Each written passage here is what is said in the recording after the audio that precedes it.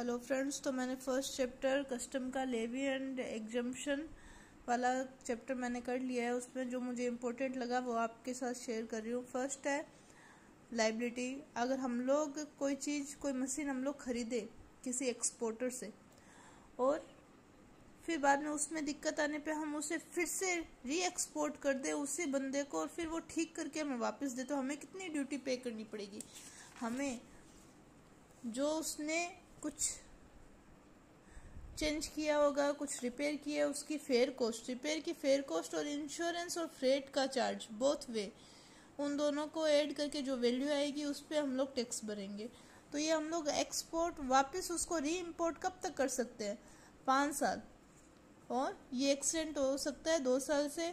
और अगर भूटान से कोई मशीन और इक्विपमेंट खरीद रहे हैं तो वो 7 साल उसका टाइम लिमिट है, जो फर्दर 3 साल के लिए एक्सटेंड हो सकता है।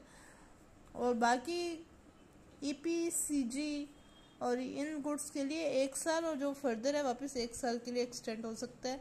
अब हम कोई चीज़ बेचे, मतलब हमने एक्सपोर्ट किया, उसमें दिक्कत आ गई तो सामने वाले ने हमें फिर से दे दिया, हम उसको री इम्पोर्ट कर रहे हैं, तो उसके लिए हमें क्या छूट दी गई है? अगर हम लोग ये री इम्पोर्ट है, वो जिस दिन हमने एक्सपोर्ट किया था उसके 3 साल के अंदर अंदर, और नेपाल और भूटान के केस में 10 साल के अंदर अंदर अगर हम री इम्पोर्ट करके उसे 6 महीने के अंदर ठीक करके, और ये एक्सटेंड हो सकता है 1 साल तक, उसे ठीक करके वापस भेज दे, तो हमें कोई भी ड्यूटी पे नहीं करनी पड़ेगी।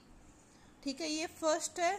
इसमें तो हमने कोई मशीन खरीदी थी, उसमें दिक्कत आई तो हमने रिपेयर करवा के वापस मंगाई है, तो उस बंदे ने जितने रिपेयर पे खर्चे किए हैं प्लस इंश्योरेंस और फ्रेट चार्ज, बोथ वे पे हमें टैक्स देना पड़ेगा। पूरी मशीन की वैल्यू पे नहीं देना, केवल रिपेयर वाले पोर्शन पे देना है।